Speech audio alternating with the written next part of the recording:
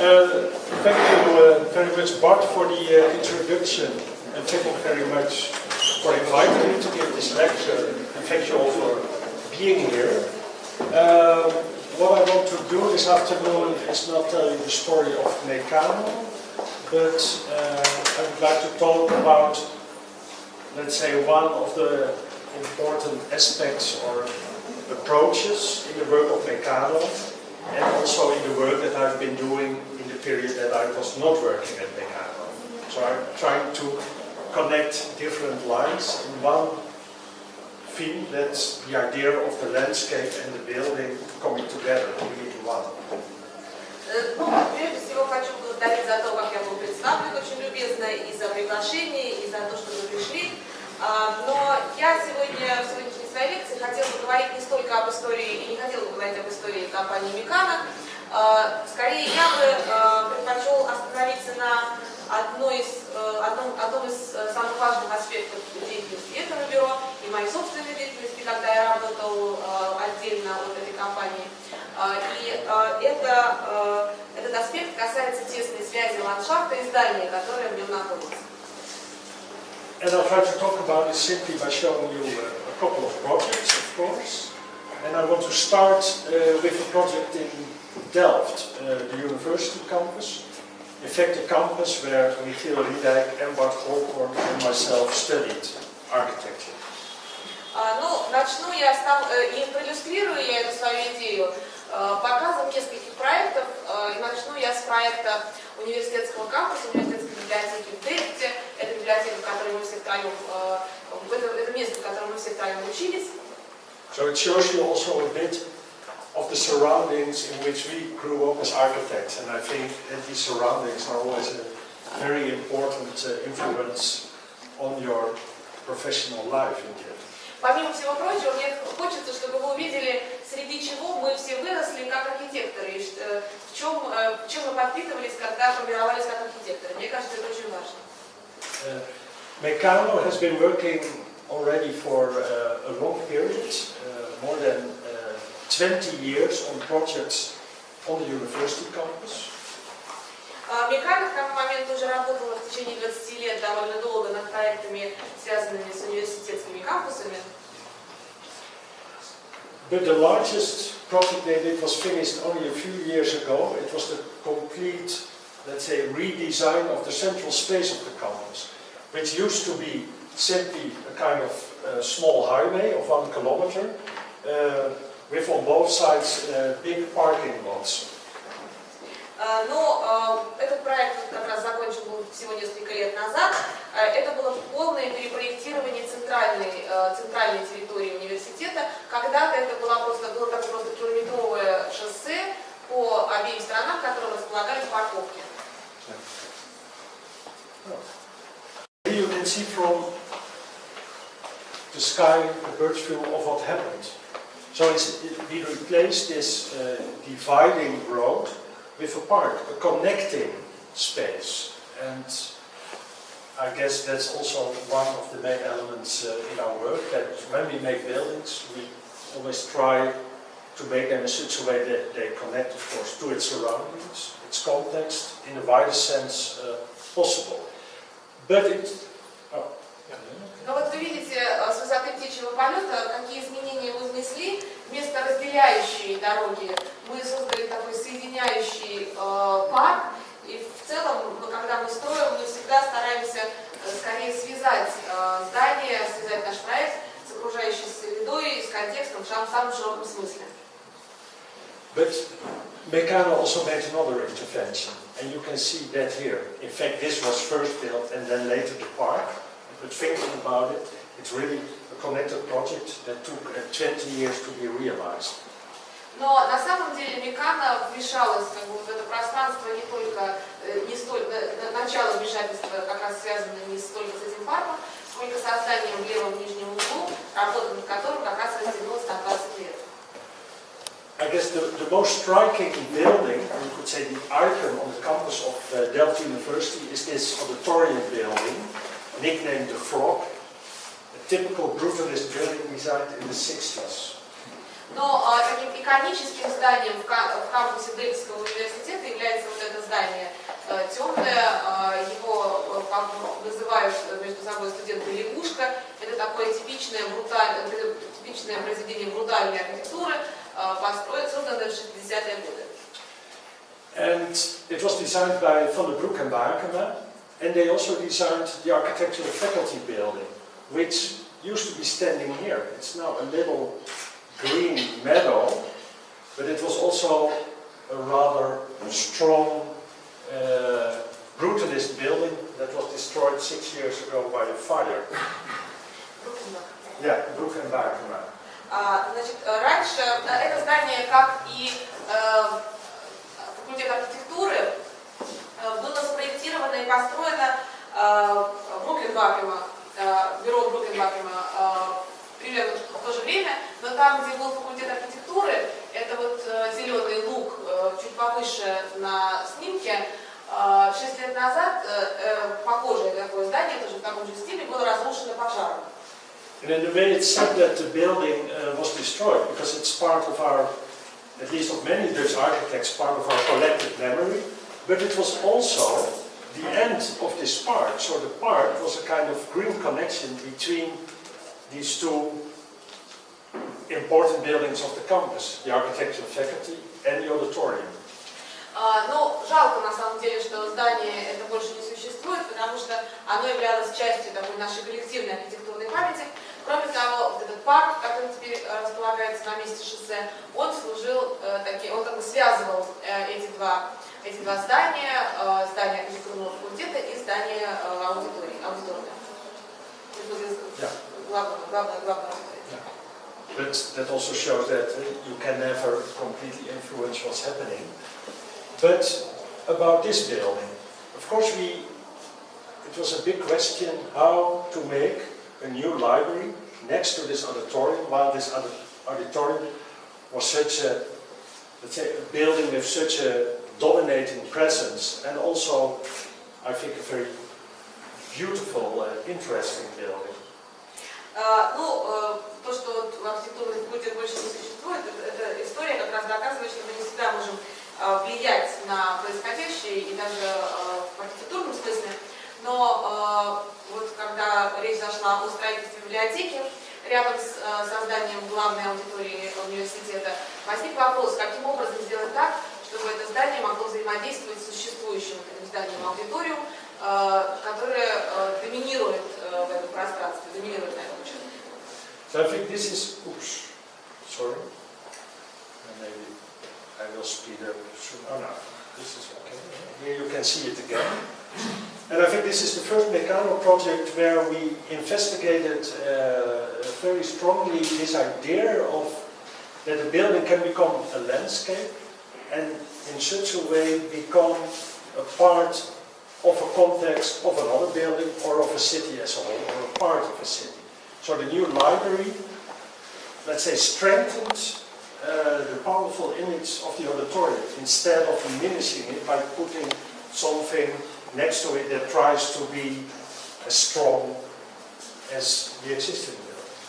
Ну и вот на этой, наверное, фотографии еще лучше видно, как вот этот проект, это был первый проект Меккано, в котором была использована идея превращения здания в ландшафт. Таким образом, чтобы оно не начинало доминировать над соседними зданиями, для того, чтобы оно вписалось и в окружающий ландшафт, и в ландшафт города. И вот это здание, оно не подавляет соседние здания аудиториума, а подчеркивает его. And I think it also shows in these images how now all these elements make each other stronger and connected. So the library has become part of the campus park. Но и здесь вот хорошо видно, как эти элементы усиливают друг друга. Библиотека стала частью парка в кампусе. And here you can see how when viewed from the university and the auditorium, there's hardly a building. There's just a sloping piece of green landscape. И вы видите, как оно воспринимается. Оно не воспринимается как здание, а просто как зеленый склон. And only at the back side it shows itself to be the real building. И только сзади оно раскрывается как настоящее здание. In the inside, the building is a big open space underneath the green room. Внутри это здание представляет собой открытое пространство под зеленой крышей. With all the books, the office spaces and the working spaces positioned as the walls, as the facades of this big underneath space. Где все книги, полки с книгами и офисные помещения расположены по периметру фасада. And this is a typical summer view when the students lie on the grass. И так это обычно выглядит летом, когда студенты валяются на траве.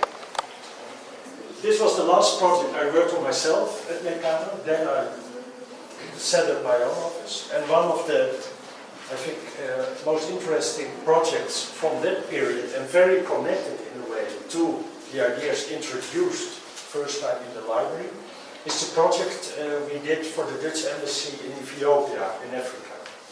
А вот этот проект, это был последний проект, над которым я работал до выхода из Мекана и основания собственного бюро. Но в каком-то смысле он очень тесно связан с идеей, которая нашла первое свое выражение в этой библиотеке в Дельфте. Это проект посольства Нидерландов в Эфиопии, в Африке. You could say that in the Delft project we made a landscape, which is, you could also say, a typical Dutch action, creating your own context, making new landscapes to position your buildings in. Можно сказать, что в истории с Дельфтской библиотекой мы создавали ландшафт, то есть поступали таким типично голландским образом, создавали ландшафт, в который встраивалось здание. But in Ethiopia, in the capital, Addis Ababa, a city of more than 5 million inhabitants, we found something completely different. There was already a landscape, and quite a spectacular landscape. Но в случае с Аддис-Абебой, города с 5 миллионным населением, мы столкнулись с ситуацией, где ландшафт уже был. И ландшафт примечательный очень.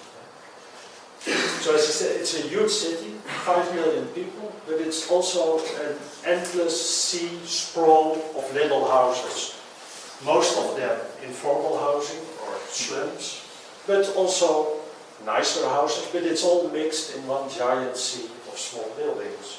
Но этот огромный город, 5-миллионный город, представляет собой такой невероятно растекшееся по поверхности обилие маленьких домов. Многие из них это трущобы, но есть среди них и такие интересные здания, более богатые здания. But the Dutch embassy is housed on a compound, which was already in their hands, which is a small part that remains of the original landscape that used to be the context of the city as a whole. Посольство располагается на территории, которая изначально была вот в таком виде и сохраняет черты оригинального ландшафта Аддис-Абебы. And of course many things happened and the city is changing at an incredible speed. So while we were doing the project, this ring road was built by the Chinese, just bulldozed through the city.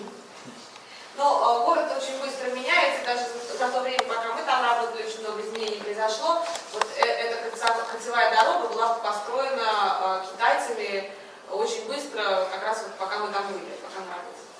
And then suddenly in the sea of houses you see behind the wall all these huge trees and a little gatehouse with the colors of the Dutch flag.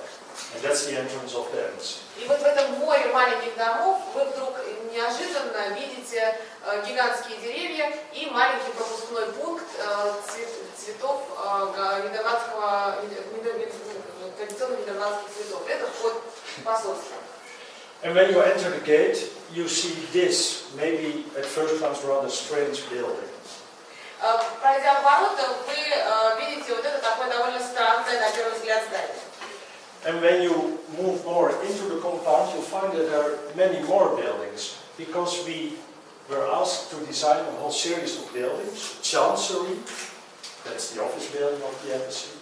The residence, the house of the ambassador.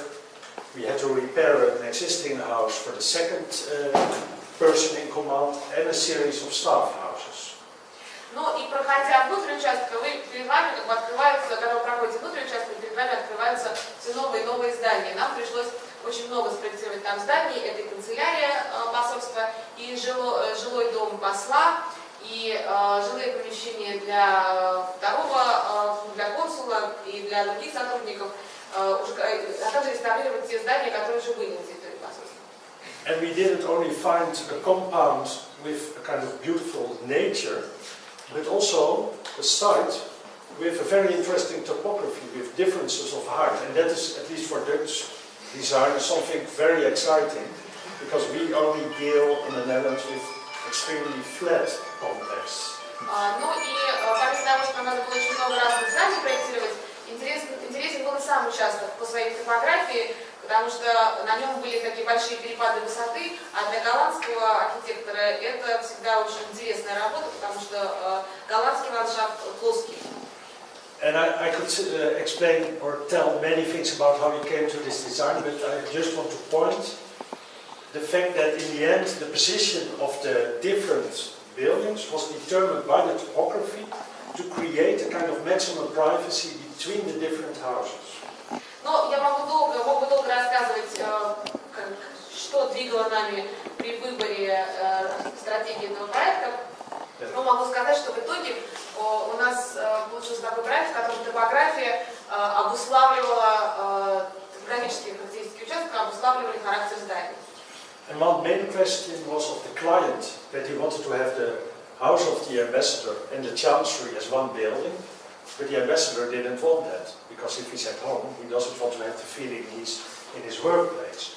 Главная проблема была в том, что заказчик хотел, чтобы канцелярия и квартира посла, и жилой дом посла находились в одном здании. А посол как раз этого не хотел, потому что ему хотелось после работы в посольстве уходить домой и отдыхать.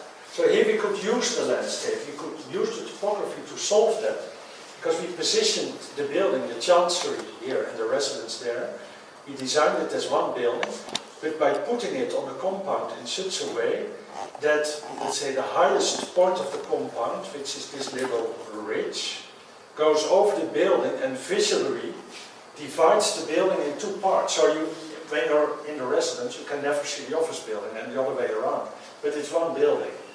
Но, как я уже сказала, топография участка позволила нам решить эту проблему таким образом, что то, что находится ниже, это и есть помещение посольства, канцелярия, а здание, где живет посол, оно находится на более высоком участке, и визуально, на самой высокой точке участка, и визуально это перепад высоты разделяет эти две части здания, так что, находясь в жилой части, вы как бы не видите само здание посольства.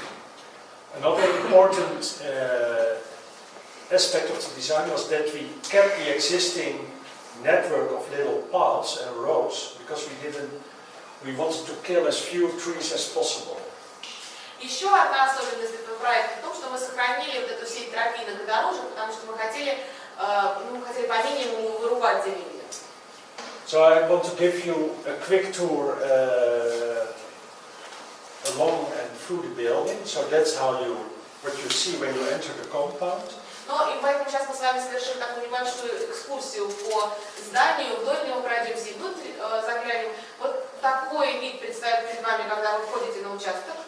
And when you continue walking on the compound, you see that the building, the chancery, gradually disappears into the landscape, into the earth.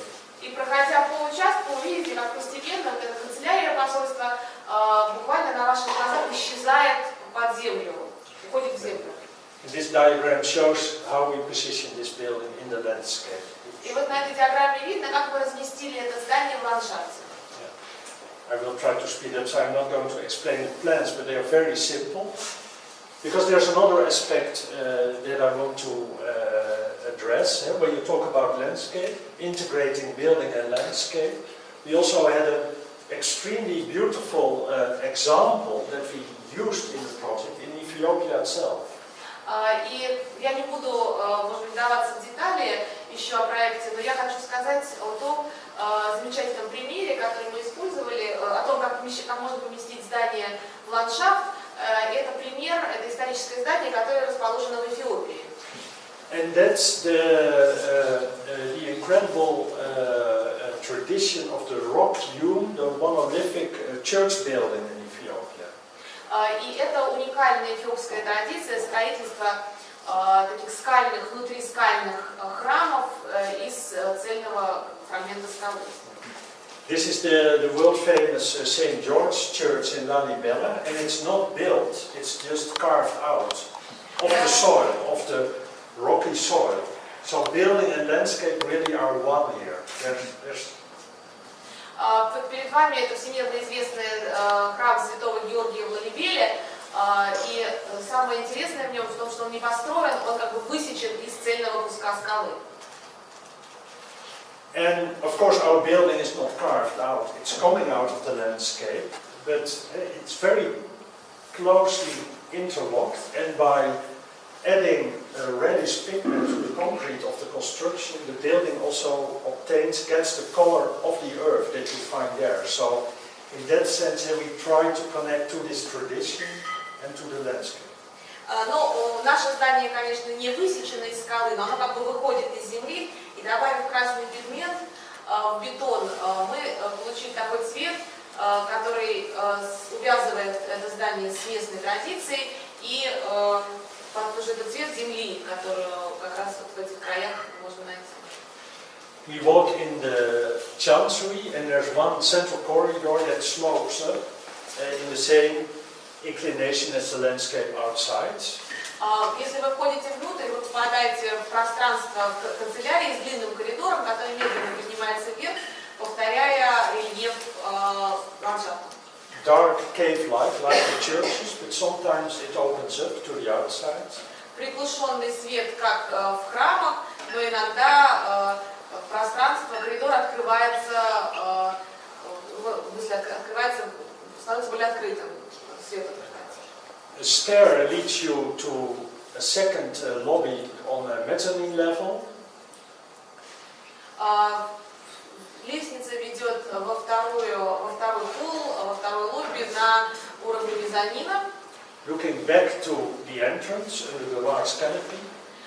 Позволяя увидеть вход и большое такое пространство, где можно сидеть. And then a secret stair, like the priests in the churches have secret chairs to go to the church. We made this stair to go up the roof, so the ambassador can walk over the roof. Потайная лестница, подобная тем потайным лестницам, которые бывают в храмах, позволяет выйти наверх на крышу, вот посол может выйти наверх. And then later he can go down to his house, and here you see the road that was already there, passing over the building. И он может пройти по крыше домой, а там вдали вы видите существовавшую на участке дорогу, которая как раз пересекает здание.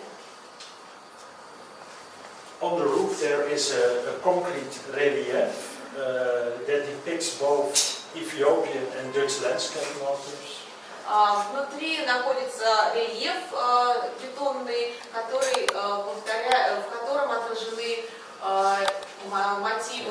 ландшафтные мотивы голландского и эфиопского рельефа.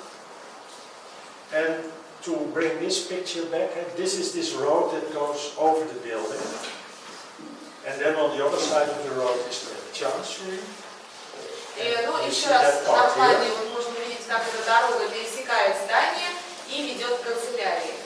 So the road's going over the building, and then you make a 180-degree turn, and you can get out to visit the ambassador. А если повернуться на 180 градусов, то можно завернуть в дом посла. And here you see the stair connecting the upper road level with the lower road level. И также здесь видно лестницу, которая связывает верхнюю часть здания верхнюю часть дороги с нижней. And from here you enter the formal reception spaces, and downstairs, because the building goes down with the slope, are the private living spaces. Отсюда, с того места, где здание опускается вниз, можно попасть в официальную приемную и дальше ниже в само жилое помещение. And this is how the private side of the house with a terrace follows the inclination of the site, and in the end cantilevers out over a small ravine. Это это частная уже часть частной резиденции посла. Она также, эта часть здания также продолжает рельеф и содержит выносную такую